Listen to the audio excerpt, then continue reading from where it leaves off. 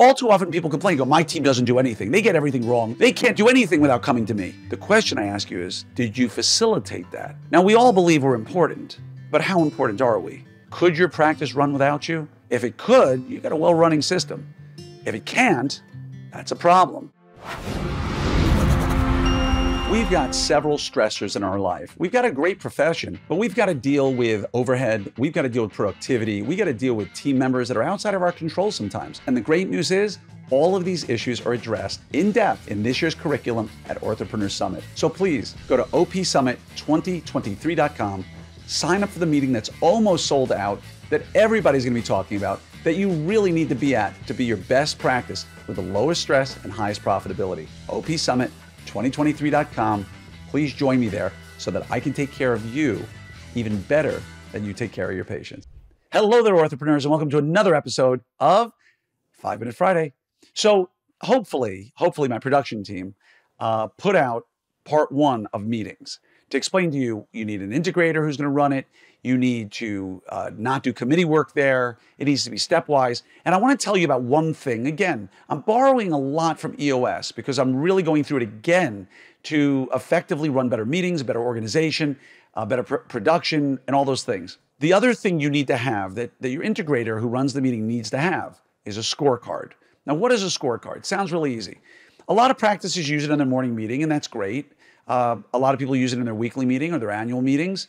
Again, Patrick Lencioni, Death by Meeting, go read it. Easy read, by the way. No excuse for not reading it. It should take you probably 2 to 2.5 hours to read it front to back. So a scorecard is number one, a metric. It's a number. It can't be a feeling. It can't be subjective. It can't be what do we learn in statistics? What is it? Ordinal, good, very good, whatever it might be. It needs to be something measurable and objective, a number. So, and this number will tell you how you are doing as a business. It's been said, imagine, and you've probably heard this, you're sitting on a desert island by yourself, and once a day, or once a week in this case, someone rows to your island and gives you a piece of paper with these 5 metrics on it. Try not to make it more than 5, try not to make it less than 5. You look at these 5 metrics as you wipe the suntan lotion off of you and finish your pina colada, and you see, okay, I see these 5 metrics. Here's what I want you to do. And you give a piece of advice back to the person who rows back to the shore and runs your practice.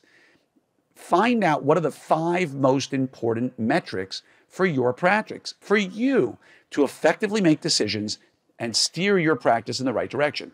It could be something related to production. It could be something related to collection. It could be something related to number of emergency appointments over a week span if you're trying to become more efficient. It could be the number of visits, the D-bonds from the last week, the total number of visits that it took, including emergency appointments or comfort visits, to get that case done, right, on a weekly basis. It could be the number of recall or growth check appointments you saw last week. It could be the number of people on the pending. I mean, it can be any number that you can measure that will give you an insight in terms of the health of your practice. Now, it needs to be measurable, as I just told you. It needs to be tracked every single week. So on your spreadsheet, you have 5 metrics, and going vertically and horizontally is the date. So at any point, you can look at this metric and you can see on May 1st it was this, on May 8th it was this, on May 15th it was this. And that'll give you an idea in terms of trends. There are good weeks, there are bad weeks, but overall, if you do this for a year or two, you can go look back a year ago and say, oh, I had 50 people who were pending, now I have 5, right? And why? So again, it should be measurable. Vertically are the 5, horizontally are the weeks, and the last piece of information that should be on there is who is responsible for reporting that information. Now, your integrator is going to report it at the meeting, right? That person, he or she, is going to have a copy for everybody, or they're going to give it out on the Zoom meeting if you do a Zoom, which, by the way, it's strongly recommended that if one person has to be on Zoom for the meeting, everybody's on Zoom for the meeting. You can agree or you can disagree with that, but that's the way EOS runs it. Because it creates an imbalance in the communication. If 4 people are on Zoom and 10 people are, sorry, my dogs feel like we're being murdered by somebody. So if you hear them barking, I apologize. But again, if 10 people are in person and 4 people are on Zoom, that's a weird meeting. So their recommendation, and you can take or leave this one, I'm not really that fastidious on this one, is if there's not everybody on Zoom, then they're in person. If one person has to be in Zoom, everybody's on Zoom. But the point is, while your integrator is responsible for reporting it to you at the meeting, somebody has to be responsible for reporting the numbers to the integrator so that he or she can give it at the meeting. So if the number is something to do with case acceptance percentage for the last week, right? Cases presented, and my TC is at 82% versus 71 last week, then it's the TC's job to make sure that information is at the integrator before the meeting. If it's about number of missed appointments, I'm just making up stuff, then it's my scheduling coordinator's responsibility to make sure.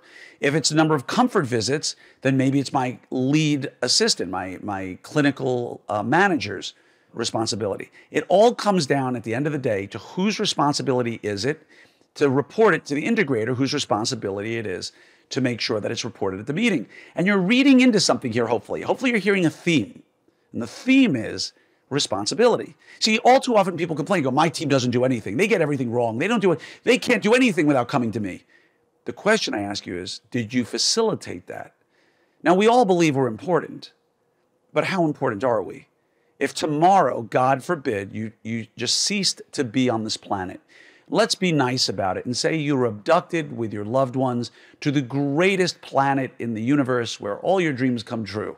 So you're no longer on Earth anymore. Could your practice run without you? If it could, you've got a well-running system. If it can't, that's a problem. Oh, you said it could, but you're complaining to me now that everybody comes to you for everything? Then I have to call BS on it. Because if everybody says that they can run without you, but you complain that everybody comes to you all day, how can that possibly be? So hopefully, if you don't think your office could continue running without you and you're getting hit up every single day for a million tasks, that's congruent and you need to fix that. Because again, you're the visionary, you're not the integrator, you're not the implementer. If on the other hand, you say, yeah, practice could easily go on without me starting tomorrow. The systems and policies are all very well outlined, and we could plug another doctor in, assuming you get a doctor, right? And yeah, my life is easy. Nobody comes to me with anything. I've set up an organizational hierarchy where everybody helps each other. If that's the case, kudos to you. Well done. And that's the goal for everybody. And that's my goal here. So remember, the take-home message from today is a scorecard and responsibility. And that responsibility should trickle or cascade down through your whole organization so that they don't come to Dr. Krieger or Dr. Smith and say, hey, Dr. Bell, I can't solve this. Hey. First of all, this isn't my problem. This is your problem. This is a part of your job. You need to solve this. I'll help you, but this is not my problem. And that should be your attitude on everything once you've properly set people up. So I hope this helps. Please, Entrepreneur Summit, opsummit2023.com. If you're not going, I have no idea what you're waiting for at this point. Honestly, it's 3.5 months away, 3 months away. It's going to be the best meeting of the year. And the speakers I've set up are going to save you so much time and energy in your life. And my lecture alone on using AI and how to use it properly, I'm telling you now, it's going to save you probably 2 hours a week. That's 100 hours a year. That's 2.5 free weeks that you can have spending with your loved ones or soccer practice or wherever you want to go to. So go sign up now. I promise you, this meeting was made for you by me, and it's going to blow you away. Have a great day. Wish you the best, and I'm always here if you need anything.